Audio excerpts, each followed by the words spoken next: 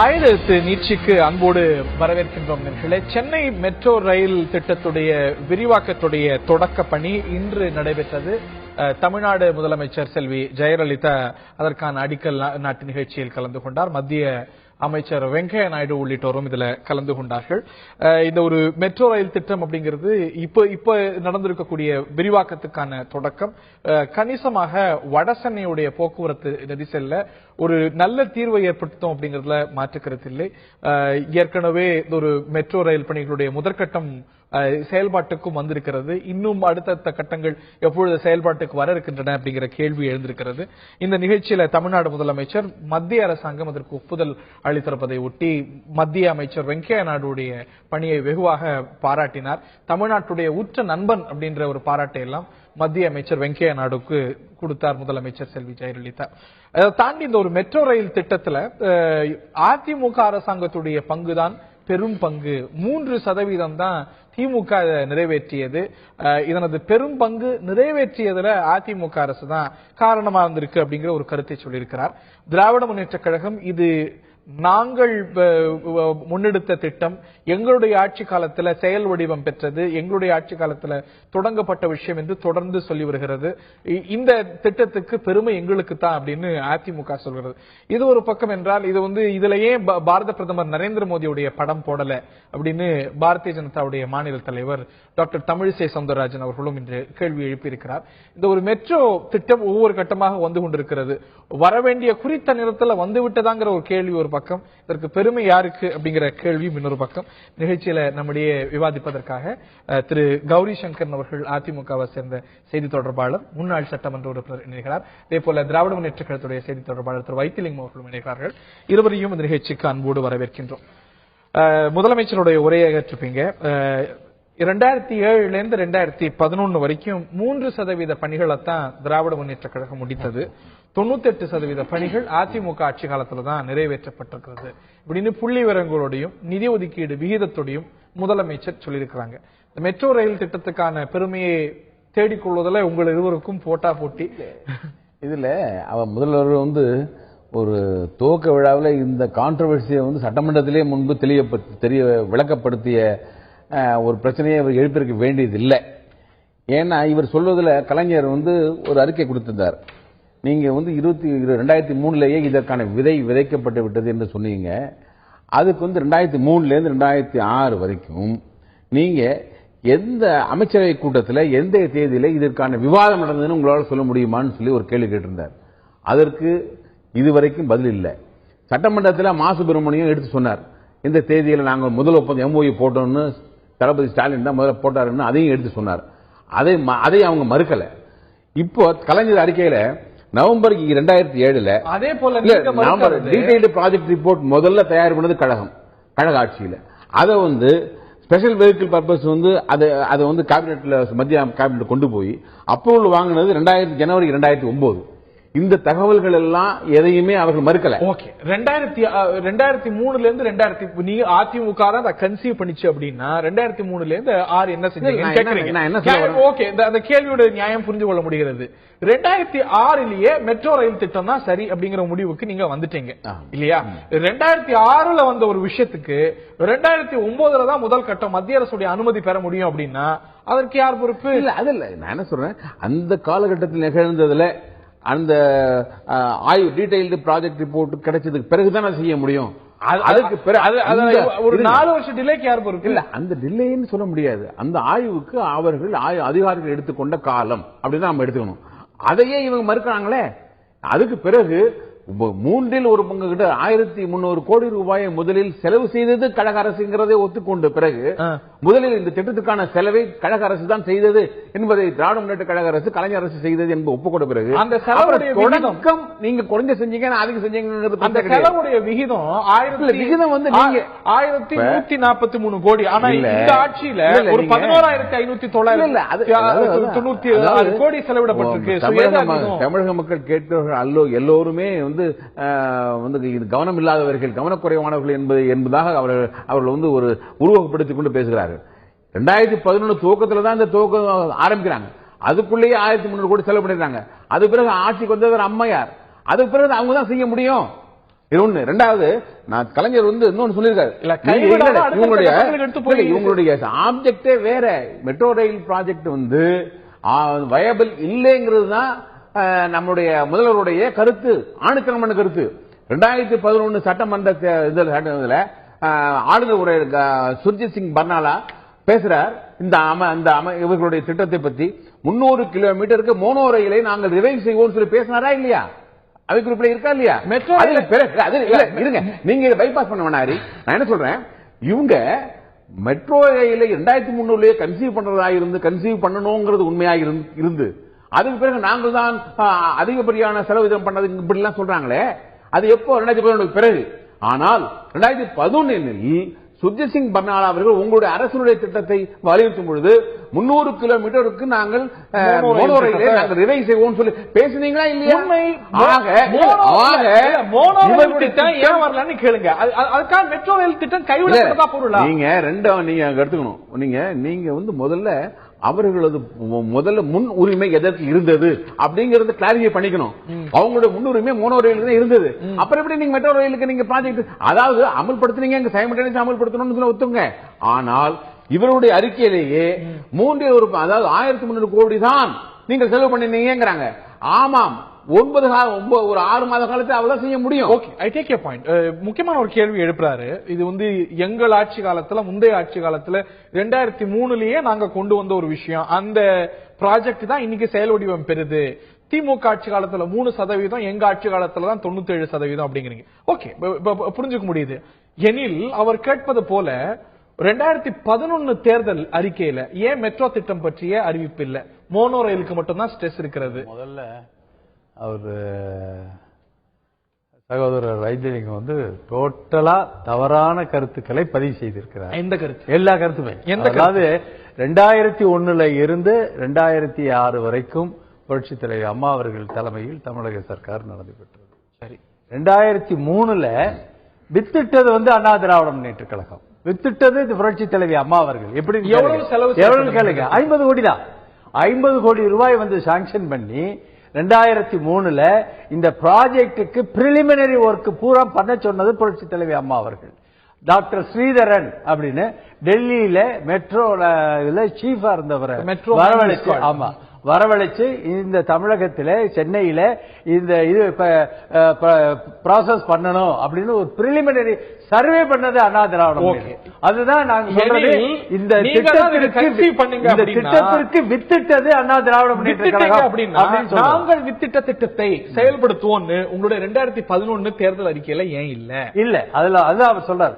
மானோ ரயில் வேணும்னு அம்மா சொன்னது இன்றைக்கு இருக்கு, அது இது க்ளோஸ் பண்ணிடல. ஆனால் இப்ப இருக்கக்கூடிய நிதி நிலைமைக்கு அதை நம்ம சொல்லலையே தவிர மோனோ ரயில் நிச்சயம் சென்னையில வரத்தான். 2011 சொன்னீங்க, 2016 தேர்தல் அறிக்கையில சொல்றீங்க மோனோ ரயில் வரணும்னா என்ன நிதி நிலைமை வேணும்? இன்னும் சொல்ல போனா மெட்ரோவோட மோனோ வந்து விரைந்து முடிக்கலாம். இப்படி சொன்னா இப்படி சொல்லுவீங்க. ஏற்கனவே வந்து 2 லட்சம் கோடி கடன்ல இருக்கிறோம். மோனோ ரயில் கொண்டு வந்தோம் சொன்னா இல்லைங்க, அது வேற பிரச்சனை.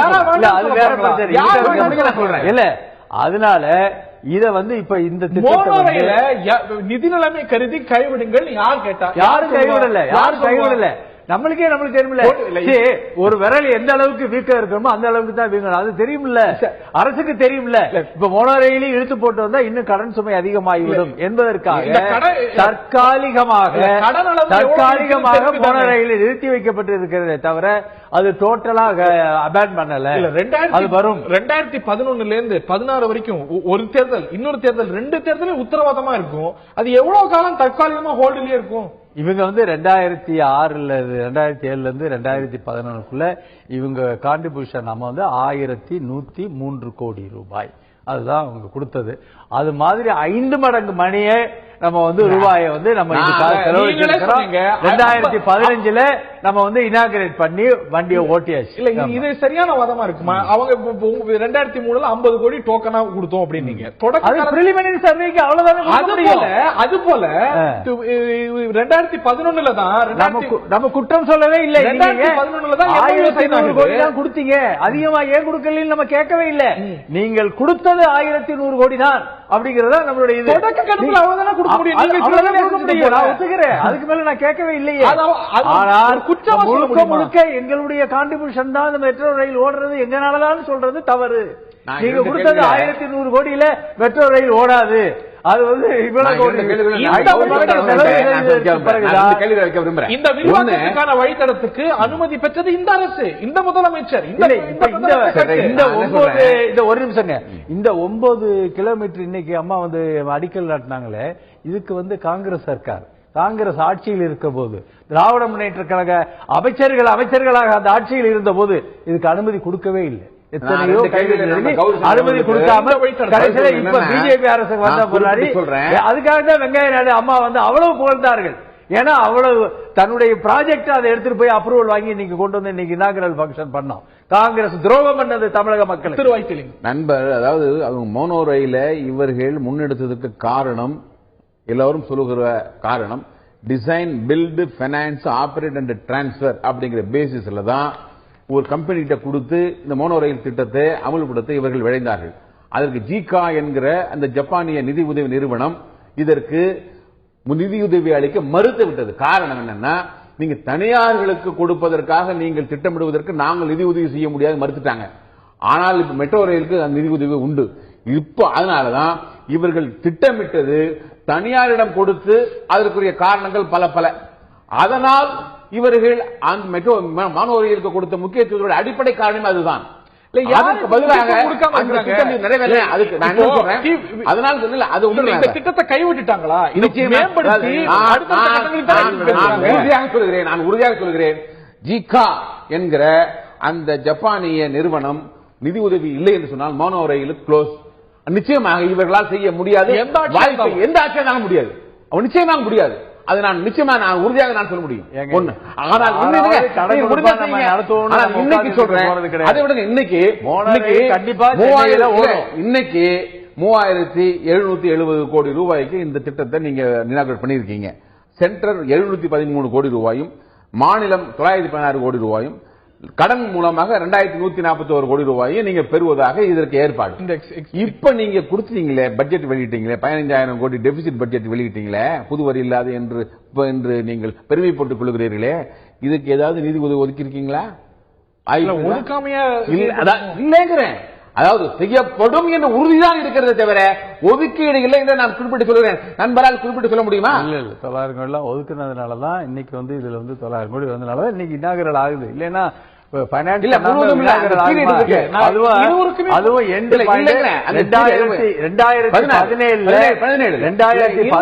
ரயில் ஓடும், மோனோ ட்ரெயின் ஓடும்னு சொல்லியாச்சு. நான் காரணமா நீங்க காரணமான்னு இயக்கங்களுமே நாங்க துவக்கினது அவங்க. நண்பர் சொன்னதுல ஒரு குறிப்பிட்டதுக்கு பதில் வந்து அவங்க 2003 சொன்னாங்களே, கலைஞர் குறிப்பிட்டு கேட்டார். நீங்க சொன்னீங்க, நண்பர் சொன்னாரு 50 கோடி ரூபாய்க்கு போட்டு நாங்க வந்து டெல்லியில ஏதோ பிரைவேட் நிறுவனத்திட்ட கொடுத்தோம்னு சொல்லி. கலைஞர் குறிப்பிட்டு கேட்கிறாரு, ஒரு பெரிய மேஜர் ப்ராஜெக்டா நீங்க கேபினெட்டை நீங்க விவாதிச்சிருக்க வேண்டும். என்னைக்கு பேசுறீங்க? இன்னும் பதில் இல்லையே. என்னைக்கு பேசுறோம்? இல்லையே, சரித்திரம் இருக்குதுங்க. 2003 என்ன கேபினெட் கூட்டம் 2006 ஆளுநர் உரையில செயல்படுது. ஏன் 2009 வரைக்கும் வந்து செல்வி ஜெயலலிதா கேட்கிறாங்க, அதற்கும் பதில் இல்ல. தாண்டிய கேள்வி நான் 20 பொதுவா கேட்கிறேன். இன்னைக்கு கொல்கத்தால எப்பயோ மெட்ரோ வந்தாச்சு, எந்தெந்த மாநிலத்தில் டெல்லியில எப்பயோ மெட்ரோ வந்தாச்சு. நான் 2003 கன்சீவ் பண்ணுங்கிறீங்க, 2006 நாங்க தான் ஆரம்பிச்சோங்கிறீங்க. 10 வருஷத்துக்கு மேலையா, 15 வருஷத்துக்கு மேலேயா ஒரு செயல் திட்டம் கொண்டு வந்து செயலாகிறதுக்கு? டெல்லியில 4 வருஷத்துல இறுதி வடிவம் பெறுது. 5-6 வருஷம் ஆச்சு. டெல்லியிலும் 4 ஆண்டுகள்ல முழுமை பெறுது. ஜெய்ப்பூர்ல 4 ஆண்டுகள்ல இவ்வளவு ஆண்டுகளா? ஒரு 10 ஆண்டுகளுக்கு மேல ஆகுது அப்படின்னா இருவருமே இதற்கு பொறுப்பு கூற வேண்டியது. இது புது டெக்னாலஜி இல்ல. உலகத்துல பிரிட்டன் எல்லாம் எப்பயோ வந்தது. உலக நாடுகள் பலவற்றில 20-30 ஆண்டுகளுக்கு முன்பு வந்தது. இன்னைக்கு ஒரு 10 வருஷமா 15 வருஷமா நாங்க போட்டோம், நாங்க இது பண்ணோம் அப்படின்னா எவ்வளவு நீங்க விட்டீங்களா? அவர் சகோதரர் வந்து 1931 இந்த ட்ரெயின் விட்டாங்க பாருங்க, சபர்மன் ட்ரெயின், அது கூட கருணாநிதி தான் விட்டாருன்னு சொல்லிடுவாரு. கருணாநிதி தான் விட்டாருன்னு சொல்லிடுவாரு. ஏன்னா அப்ப அவருக்கு வயசு 8 தான் கருணாநிதிக்கு. அப்ப வயசு 8 தான். அது கூட நாங்க தான் விட்டோம்னு சொன்னாலும் வெங்கைய நாயுடு அவர்களுக்கு தமிழகத்தினுடைய நலன்களுக்கு எல்லாம் மிகவும் பாதுகாப்பாகவும் அக்கறையாகவும் இருக்கிறது ஒரு புகழ் மழை. ஆனால் பியூஷ் கோயலும் ஜவடேக்கரும் சேர்ந்து பார்க்க கூட முடியாதுன்னு சொன்னவருக்கு அவங்க 2 பேரும் சொல்லுவாங்க. ஒரு பக்கம் நிர்மலா சீதாராமன் வந்து சர்டிபிகேட் கொடுப்பாங்க, இவர் சர்டிபிகேட் கொடுப்பாரு நாயுடு, அவங்க மாட்டேன். ஆனால் இவர் சர்டிபிகேட் கொடுத்தவர் எப்படி தெரியுமா? தமிழக காவிரி நீர் பிரச்சனையில் கர்நாடக உரிமைகளுக்காக நான் துணிந்து நிற்பேன் என்று சொன்ன வெங்கையா நாயுடு அவர்கள் தமிழக நலன்களுக்காக என்று அம்மையார் சொல்கிறார். காரணம் என்ன? வெங்கையா நாயுடு தான் ஏற்கனவே வந்து நடந்துச்சு இல்லையா, ஃபர்ஸ்ட் ஃபேஸ் செயல்பாட்டு வந்தது இல்லையா, அதுக்கு வெங்கையா நாயுடுவை ஏன் கூப்பிடல அப்படின்னு திரு கருணாநிதி அவர்கள் அவ்வளவு அது உரிமையான் பார்ப்பட்டது. இப்ப கூட வெங்கையா நாயுடு படத்தை போடுறாங்க, ஆனா மேஜரா வந்து கான்ட்ரிபியூட் பண்ண பிரதமர் மோடியுடைய படத்தை இவங்க போட மனதில்ல. வெங்கையா நாயுடு மோடியை விட பெரியவர் வெங்கையா நாயுடு என்று ப்ராஜெக்ட் பண்றது முயற்சி பண்றது நீங்க. அமைச்சர் மோடி வருத்தப்படணும். இல்ல மோடி வருத்தப்படல. பொதுவாக ப்ராப்பர்ட்டின்னு ஒண்ணு இருக்கு இல்லையா, உச்சநீதிமன்ற தீர்ப்பு வந்து அமலாக்கப்பட்டிருந்தால் ஜெயலலிதா பேரே படம் வந்திருக்காது. ஆனால் இன்றைக்கு மோடி தவிர்த்து விட்டு இவரையும் வெங்கையா நாயுடு மட்டும் ப்ராஜெக்ட் பண்ணி இவ்வளவு முக்கியத்துவம் கொடுத்து போன முறை ஏன் அவரை கூப்பிடலன்னு கேட்டீங்க. அவர் வெளிநாட்டுல இருந்தார் அந்த சமயத்துல, அவரே வருத்தப்படல. வெங்கையா நாயுடுவை கூப்பிடாம ஒரு விழா நடத்துதான்னு கேட்டீங்க. நீங்க வெங்கையா நாயுடுவை கூப்பிட்டு முக்கியத்துவம் கொடுத்து விழா நடத்திருக்காங்க, அவருக்கு ஏன் அந்த முக்கியத்துவம் கேட்கறீங்க? அப்படி கேட்கல, மோடியை ஏன் போடல? நியாயம் இல்லையா? நீங்க ரொம்ப வருத்தப்படுறாங்க. தமிழிசை வருத்தப்படுது, அது வருத்தப்படுறது. நீங்க ரொம்ப வருத்தப்படுறாங்க. என்ன அதாவது இவர் வந்து கன்சர்ன் மினிஸ்டர், அந்த துறையை சார்ந்தவர், அதனால அவர் அழைத்தார்கள். இந்த துறையை சார்ந்தவர்ங்கிற காரணத்தினால இந்த பொறுப்பு அவர்கிட்ட கொடுக்கப்பட்டது. அதை முறையாக விரைவாக முடித்து கொடுத்தார். நன்றி பாராட்டி புரட்சி தலைவர் அம்மா அவர்கள் அவரை புகழ்ந்து பேசினார். இதுல ஒன்றும் தவறு இருப்பதாக எனக்கு தெரியும். இது ஒரு பெரிய விஷயம். நம்ம தமிழகத்திற்காக தமிழக மக்களுக்காக செஞ்சவருக்கு நன்றி சொல்றதுல தவறாக உண்டு. இந்த படம் போடுறது புகழ்றது இதெல்லாம் ஒரு பெரிய விஷயமா அப்படிங்கறத தாண்டி 2017 தான் இது முழுமை பெறும். 2003 கன்சீவ் ஆன விஷயம் 2017 தான் முழுமை பெறும் அப்படின்னா இது வந்து சாதனையா? இல்ல இது சாதனைன்னு நான் சொல்ல வரல. நானு இப்ப உங்களுக்கு ஸ்டேஜ் பை ஸ்டேஜா பண்ணிட்டு இருக்கேன். இப்ப அடுத்து 114 கிலோமீட்டர் போகுது நம்ம சென்னையிலேயே. 2வது பேஸா 45,000 கோடிக்கு அந்த ப்ராஜெக்ட் வந்து ரிப்போர்ட்லாம் தயாராகி எல்லாம் ரெடி ஆகிட்டு இருக்கு. இப்ப இந்த மாச கடைசிக்குள்ளேயே அம்மாட்ட வந்து அதை கொடுக்க போறாங்க. ஒரு 15 பேர் மொத்தமா இருந்து ஒரு குழு அமைச்சு அந்த ப்ராஜெக்ட் பண்ணிட்டு இருக்காங்க. ஸ்டேஜ் பை ஸ்டேஜா பண்ணிட்டு இருக்காங்க. மற்ற மாநிலங்கள் எவ்வளவு வேகத்தில் நடக்குது. நீங்க ஜெய்ப்பூரை சொன்னீங்க. ஜெய்ப்பூர் எல்லாம் ஜன நெருக்கடி இல்லாத ஒரு மாநிலம். இப்ப நம்ம சென்னை மாதிரியோ கல்கட்டா மாதிரியோ டெல்லி மாதிரியோ ஜன நெருக்கடி இருக்கிற இடத்துல இது கடினம். ஏன்னா இடத்தை அக்வயர் பண்றதுல இன்னொரு குறிப்பிட்ட ஒரு பெரிய பிரச்சனை. மாஸ் மெட்ரோஸ்கால் அந்த கம்பெனி அவங்களுடைய பார்ட்னருக்கும் அவங்களோட ஒரு ஒப்பந்தத்துல அவங்க வந்து தானாகவே முனைந்து அந்த ஒப்பந்தத்தை ரத்து பண்றாங்க. உயர்நீதிமன்றம் தலையிட்டு அதை மீண்டும் அது வந்து அனுமதி கொடுத்திருக்காங்க. அதுல குறிப்பிடத்தக்க குற்றச்சாட்டை நான் மக்களுக்கு தெரியப்படுத்தணும். அவங்க சொன்ன காரணம் என்ன தெரியுமா? இந்த கையகப்படுத்தல் இன்றும் போல மாநில அரசு செய்ய வேண்டிய பணிகளில் தொய்வு, உள்நோக்கம் கொண்ட தொய்வு இருக்கிறதுனாலதான் அவர்கள் இந்த ஒப்பந்தத்திலிருந்து வெளிநாடுகள் என்ற குற்றச்சாட்டுக்கு ஆளான சொல்றதுக்கு யோகியதே கிடையாதுங்க.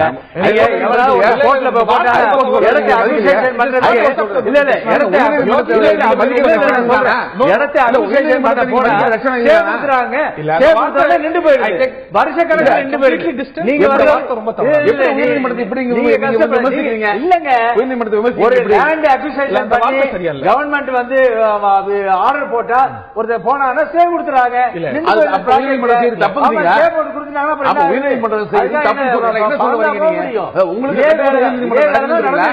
உங்களுக்கு கட்டுப்பட்ட கோர்ட் வந்து அட்மினிஸ்ட்ரேஷன்ல தலையிடுறதுனாலதான் பல ப்ராஜெக்டுகள் டிலே ஆகிட்டு இருக்கு. தள்ளி போனா அது இறுதியான கேள்வி இருபத்தி கிடைக்கவே கொஞ்சமா நியாயம் கிடைக்குது இல்லன்னா அது கிடைக்காது. இல்ல இறுதி பியூஷ் பாத்தீங்கன்னா உயர்நீதிமன்ற கொஞ்சம் நியாயமாவது கிடைக்குது. அதுக்கு வழியெல்லாம் பண்ணிடாதீங்க, லேட் ஆயிடுதுங்க. அதுக்கு வழியெல்லாம் பண்ணிடாதீங்க. ரோடு போட்டாங்க, 6 லைன் ரோடு போடுறாங்க. 2015 airport Chinnamalai March Alandur Saint Thomas Mount வழித்தடம் மார்ச் 2016 சேவை தொடக்கும் அப்படின்னு முதலமைச்சர் அவர்கள் தான் அறிவிச்சாங்க. கோயம்பேடு நேரு பூங்கா ஜூன் 2016 சேவையை தொடங்கும் அப்படின்னு அறிவிச்சாங்க. ஏனையது 2016 இறுதிக்குள்ள செயல்படும் அப்படின்னாங்க. மார்ச் 2016 ஜூன் 2016 எல்லாம் முடிஞ்சிருச்சு. ஏன் செயலாக்கத்துக்கு வரல? இந்த திட்டங்கள்லாம் ஏனைய திட்டங்கள்லாம் 2017 இறுதி அப்படின்னு இன்னொரு இலக்க வைக்கிறீங்க. 2017 இலக்கு இந்த 9 கிலோமீட்டர் இன்னைக்கு அடிக்கல் நாட்டினது 2017. மத்ததெல்லாம் எல்லாம் ரெடி ஆயிடுது.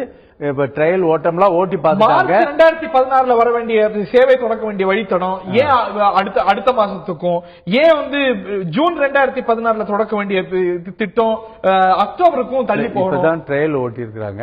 ட்ரையல் ஓட்டி ஒத்திகை பார்த்திருக்கிறாங்க. ஏற்கனவே பற்றாக்குறையா இருக்கிறதுனால நிதி ஒதுக்கீடு செய்ய முடியாம பெரிய ப்ராஜெக்ட் பண்ணும் பொழுது இதெல்லாம் தவிர்க்க முடியாத சில காரணங்கள். ஏன்னா சில இப்ப நீங்க சொன்னீங்கல்ல, கோர்ட்டை பத்தி நீங்க சொன்னீங்கன்னு சொல்லி வருத்தப்பட்டீங்க. வருத்தப்பட வேண்டியது உங்களுடைய பொறுப்பு, நீங்க வருத்தப்பட்டீங்க. ஆனால் நம்ம ப்ராஜெக்ட் பண்ணும் பொழுது 6 லைன் ரோடு போடுறா, ஒரு 4 பேர் ஸ்டே வாங்கிறா, ஸ்டே கொடுத்துறாங்க. கொடுத்த உடனே அந்த ப்ராஜெக்ட் அப்படியே நின்று போயிடுது. அதே மாதிரி இதுலயும் நிறைய ஸ்டே கொடுத்ததுனால சில கடைகளை உடைக்கிறாங்க. இவரே பாத்தீங்களா, விஜயகாந்த் ரோடு போடும் பொழுது விஜயகாந்த் ஸ்டே வாங்கினாரு. அவருக்கு 9 கோடி 9 கோடி கோர்ட்டு கொடுக்க சொல்லி விஜயகாந்த் கொடுத்த எல்லா இடத்துலயும் உங்களுக்கு அங்கங்க உங்களுக்கு இது பிரைவேட் லேண்ட் வரும் பொழுது அக்விசிஷன் பண்ணும் பொழுது உங்களுடைய தார்மீகம் குறித்த இந்த விஷயத்துல விலை இந்த அளவுக்கு இருக்கு, டெல்லியில கூட இவ்வளவு மடங்கு ஜாஸ்தியா இருக்கே நீங்க கேட்கறீங்க. இந்த ஒரு தனியார் ஒரு தன்னிச்சையான அமைப்பு இந்த விலை நிர்ணயம் செய்யலாம் அப்படிங்கிறதுக்கான ஒப்பந்தத்துல கையெழுத்திட்டதே திராவிட முன்னேற்ற கழக ஆட்சியில தான். எதற்கான ஒப்பந்தம் சொல்ற? இந்த ஒரு விலை நிர்ணயத்துல இவ்வளவு விலை ஜாஸ்தியா இருக்கு அப்படின்னு அந்த ஒப்பந்தத்துல இந்த 40 ரூபாய்க்கு நாங்க போடலையே. இல்ல 40 ரூபாய்க்கு போடுறது அம்மையார். விலை நிர்ணய முறையை எப்படி செயல்படுத்தலாம் அப்படின்ற ஒப்பந்தத்துல 2011 ஒப்பந்தத்துல கையெழுத்து போட்டதே திமுக ஆட்சியில. ஆனால் இதற்கான உத்தரவு இப்ப இந்த 40 ரூபாய்க்கு ஒத்துக்கிட்டது இந்த ஆட்சி தான். அது கிலோமீட்டர் 40 ரூபாய் விலை நிர்ணய முறையாக இல்ல அந்த ப்ராசஸ்ல கூட இவங்களுடைய பங்கை செலுத்தல. இவங்களுடைய பங்கை செலுத்தியிருந்தால் இவங்களுடைய வலியுறுத்தலை செய்திருந்தால் இந்த நிர்ணயம் செய்திருக்க வாய்ப்பில்லை என்பது எங்களுடைய நிலை. இந்த ஒரு தன்னிச்சையான நிறுவனம் விலை நிர்ணயத்தை செஞ்சுக்கலாம், இந்த விலைக்கு ஏற்றாற் போல மற்ற டிரான்ஸ்போர்ட்டோட விலை நிர்ணயமும் இருக்கணும் அப்படிங்கிறது மாதிரியான ஒப்பந்தத்துல 2011 உங்க ஆட்சியெல்லாம் கையெழுத்துப்படும். ஆனால் மாநில அரசு தனது பங்கை செலுத்தி இருக்குமானால் இந்த விலை நிர்ணயம் செய்திருக்க வாய்ப்பு இல்லை என்பதுதான் எங்களுடைய நிலை. நிச்சயமாக இந்த ஒர்க் பண்ணி ஆடிட்டர்களை வச்சு செய்யறதான இல்ல, இதுல ஒப்பீட்டு அளவில் நான் செஞ்சேங்கிறதெல்லாம் கிடையாது. அப்புறம் நான் இறுதியா பேசியதுதான் என்னன்னா, இந்த ஆட்சியினுடைய செயல் திட்டங்களிலே நிறைய ஓட்டைகள் இருக்கிறது என்கிற காரணத்தினாலே அதற்கெல்லாம் ஒரே நிவாரணம் லோகாயுக்த அமைப்பு அமைக்கணும். அது அவங்க விரைவில் செஞ்சா இல்ல இந்த ஓட்டைகள் அடைக்கணும் நம்பிக்கை இல்லை. இறுதியான கருத்து இருக்கு, அதான் இறுதி கருத்து. உங்களோட இறுதியான கருத்து இல்ல, இது கடுமையாக இது சிறப்பாக வேலை நடந்துட்டு இருக்கு. அப்பப்போ வேலை ஏற்படும்போது 9 கிலோமீட்டர் 8 கிலோமீட்டர் 3 கிலோமீட்டர் எக்ஸ்டெண்ட் பண்ணிட்டே இருக்கிறாங்க. விரைவில் வரும். அது 2017 இந்த 9 கிலோமீட்டர் வந்துடும். அது போக இன்னொரு 114 கிலோமீட்டருக்கு 45,000 கோடிக்கு ஒரு ப்ராஜெக்ட் ரெடி ஆகிட்டு இருக்கு. அந்த ரிப்போர்ட் இந்த மாச இடையில புரட்சித் தலைவர் அம்மா அவர்கள் ஒப்படைக்கிறார்கள். உறுதியாக இது சிறப்பாக நடைபெறும். ஹோப்ஃபுல்லி இந்த இப்பொழுது விரிவாகி இருக்கக்கூடிய இந்த ஒரு வழித்தடம் அப்படிங்கிறது வடசென்னையுடைய நெரிசலை பெருமளவுக்கு போக்கும், அந்த பிரச்சனைகளை நீக்கும் அப்படிங்கறதுல மாற்று கருத்து இல்லை. ஒரு மெட்ரோ ரயில் திட்டம் அப்படிங்கிறது யாருக்கு இதுல பெருமை அப்படிங்கிற விவாதம் பல கட்டங்கள்ல இப்ப பல கட்சிகள் மத்தியில நடப்பதை பார்க்கின்றோம். மத்தியில ஆளும் கட்சி இங்க இருக்கக்கூடிய அதிமுக திமுக அப்படின்னு முதலமைச்சர் சொல்லுவது 96% நாங்க தான் நிதி ஒதுக்கீடு செய்து நிறைவு செய்தோம் அப்படின்னு. இது எங்க ஆட்சி காலத்துல தான் பெரும் வடிவம் பெற்றது அப்படின்னு திமுக சொல்ல, இந்த ஒரு திட்டம் எந்த அளவுக்கு இது அத்தியாவசியமான திட்டமாக இருந்திருக்கிறது, இது ஒரு எல்லாரும் கிரெடிட் தேடக்கூடிய அளவுக்கு ஒரு நல்ல திட்டமாக இருக்கிறது அப்படிங்கிற ஒரு விஷயமா தான் பார்க்கணும். இது அடுத்தடுத்த கட்டங்களுக்கு விரிவாகி சென்னை மக்களுக்கு பயன் தரணும். சென்னை மெட்ரோ ரயில் மோனோ ரயில் அப்படின்னு விரிவாகி ஒரு உட்கட்டமைப்பு போக்குவரத்து நெரிசல் இவையெல்லாம் பெரிய அளவுக்கு தீர்க்கப்படணும் அப்படிங்கறத எல்லாருடைய நிகழ்ச்சியில பங்குண்ட விருந்தினர்கள் இருவருக்கும் பார்த்த நேயர்களுக்கும் நன்றி. வணக்கம்.